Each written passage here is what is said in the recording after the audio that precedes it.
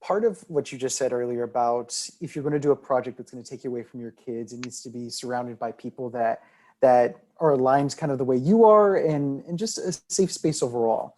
Would you say I mean, there's a lot of queerness attached to this project because of one of the other characters in the show.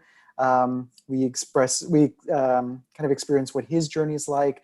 We know the kind of work that Kenny's also done. Like, do you think that's part of it? Just being surrounded by either other queer people or other things that seem to be welcoming towards our community? What I've seen and what I felt more than anything is I just want to be around my queer community in all aspects of the entertainment field. And I want to do stories and be a part of shows that tell stories where, like my favorite show of all time, Schitt's Creek, Of all time. of Interesting. all We'll get back time, to that. oh, without question, how the queer storyline isn't based in a couple that is have they've persisted even though they were under, nobody believed in them, or there was shame, or it just was. And that is what I want to, that is progress, that is moving forward, playing characters, queer characters who aren't tortured. If they are, it's just because of the things that are happening in their life, not because they are queer. So that is important to me, and to work with like-minded people that feel the same. Now, a lot of people who are listening to this conversation will more than likely remember you for your comedic roles. Would you say that there's a part of comedy that draws you a little bit deeper than drama, or is everything that you get a chance to do and showcase your art with fair game? I never want to put myself in a box. I decided that very early on. I started acting later in life. I was 27 when I moved to New York and made my debut on Broadway. So I did know that I could do a lot of things pretty well.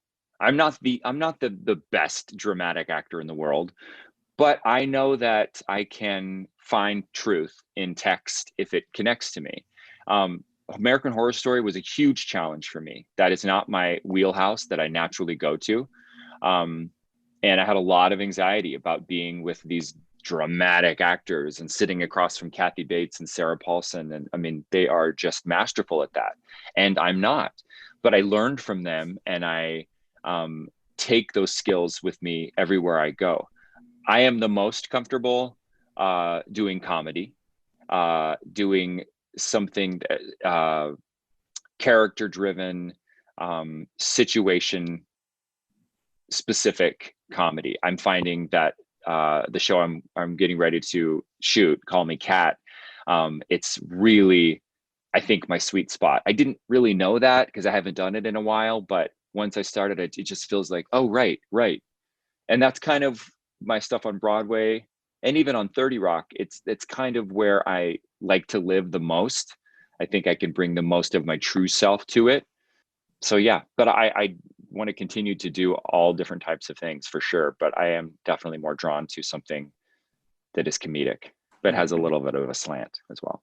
And Call Me Kat's going to be this upcoming comedy on Fox that everyone's very excited about. And I'm curious about this idea. Is somebody who enjoys comedy, who feels comfortable there, what is something that you can do that is bound to make your children laugh?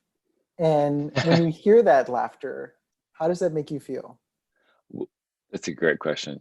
Kids are the harshest critics. They will tell you exactly what they feel. You cannot compel a child to laugh unless they actually want to laugh. You can't compel anyone to laugh unless they actually want to laugh. I read a quote by Gloria Steinem recently. Laughter is the only emotion that you can't compel. Everything else, you can make someone scared, you can make them there, but you can't make someone laugh unless they really want to. And I thought that was really powerful. And yeah, my kids, what I do to make them laugh, I become different characters. I have this character I do of Earl. It's like an inside family thing, and they love Earl, and they think of him as a real person. I mean, he has a totally different voice and different face than me, but the kids love him and speak to him like he's a real person. So that makes them laugh. What else makes them laugh? Oh, just crazy sounds. I love to do sound effects and just dance parties. And my daughter just giggles and giggles. And as a dad, all you really want is for your kids to be happy.